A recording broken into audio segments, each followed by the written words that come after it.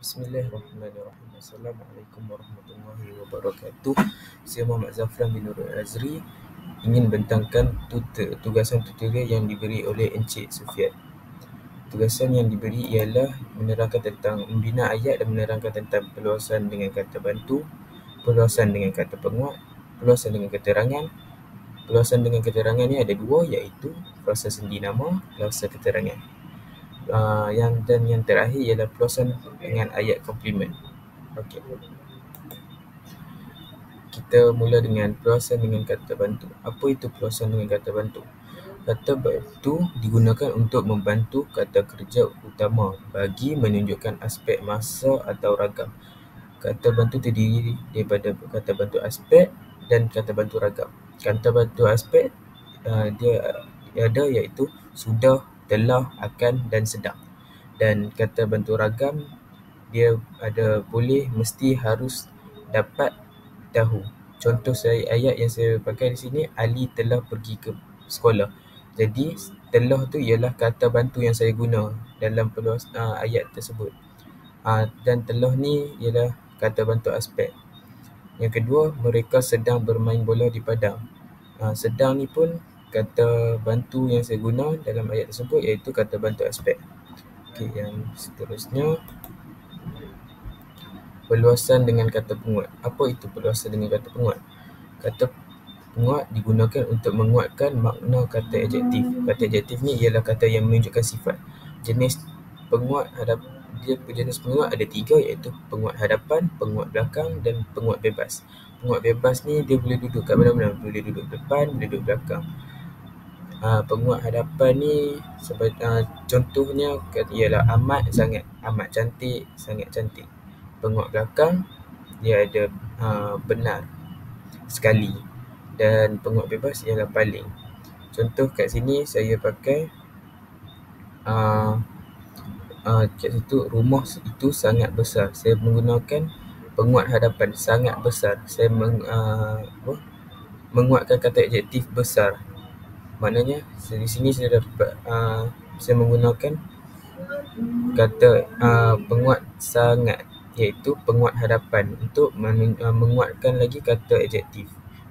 Yang kedua ialah adik cantik sekali hari ini. Saya menguatkan sifat cantik itu dengan menggunakan kata penguat belakang. Okey, seterusnya ialah perluasan dengan kata keterangan. Macam yang saya cakap tadi, perluasan dengan kata keterangan ada dua, iaitu frasa sendi nama. Okey, kita start dengan frasa sendi nama dulu. Frasa sendi nama. Maksud frasa sendi nama menerangkan tempat, masa, arah, sebab atau tujuan. Biasanya menggunakan kata sendi seperti di, ke, dari, dengan, untuk, pada dan sebagainya. Contohnya, ibu memasak di dapur. Saya frasa sendi nama itu di. Saya menggunakan ibu memasak di. Maknanya dia menerangkan lagi tempat tu. Macam ibu masak pun dah tahu dah, dia terangkan lagi tempat tu. Jadi ibu memasak di mana? Di dapur. Yang kedua ialah mereka berjalan ke pasar.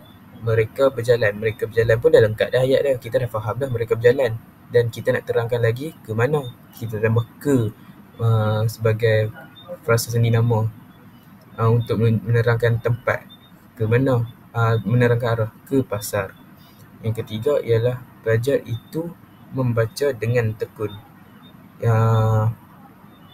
Kita menggunakan kata sendi dengan. Belajar itu membaca buku. Tu pun dah lengkap dah ayat dah. Kita dah faham belajar itu membaca dengan buku dengan tekun. Dia lagi terangkan ayat tersebut.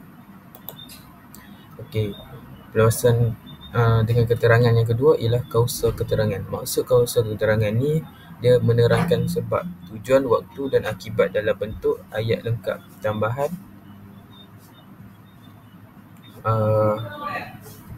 contoh saya bagi ayat dekat sini, saya berehat. Saya berehat ni kita dah tahu dah, ayat tu dah lengkap dah.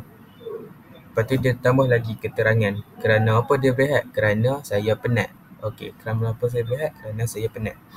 Yang kedua, dia belajar bersungguh-sungguh. Dia belajar bersungguh-sungguh ni pun dah lengkap dah ayat dah.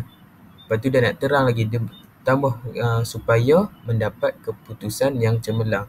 Sebab apa dia nak belajar sungguh-sungguh? Supaya dia mendapat keputusan yang cemerlang. Yang ketiga, mereka tidak keluar. Sebab apa mereka tidak keluar? Jadi dia nak terang lagi. Sebab apa mereka tidak keluar? Kerana hujan turun dengan lebat. Jadi sebab apa mereka tidak keluar? Kerana hujan turun dengan lebat. Okey, seterusnya perluasan dengan ayat komplemen. Maksud perluasan dengan ayat komplemen. Apa itu perluasan dengan ayat komplemen? Maksud ayat komplemen ialah perluasan ayat dengan klausa yang berfungsi melengkap makna predikat. Biasanya selepas kata kerja seperti mahu, suka, tahu, fikir, percaya, lihat, dengar dan sebagainya. Sebagai contoh dekat sini, saya mahu membeli komputer baharu. Mahu membeli itu kita dapat lihat dia sebagai ayat komplemen. Dia melengkapkan predikat. Mahu membeli. Kalau saya membeli komputer, dia dah beli. Saya mahu membeli ni, dia nak beli. Yang kedua, dia tahu bahawa Ali sudah datang. Maknanya dia nak terangkan kat sini bahawa dia dah tahulah. Dia dah tahu bahawa Ali sudah datang. Dan yang ketiga, kami percaya bahawa usaha akan membuahkan hasil. Maknanya mereka percaya yang bila mereka berusaha akan membuahkan hasil dan tidak akan sia-sia. Maknanya setiap usaha tu ada hasil. Dan yang terakhir, okey, sudah tamat. Sekian, terima kasih. Itu saja pembentangan tutorial dari saya. Sekian, terima kasih.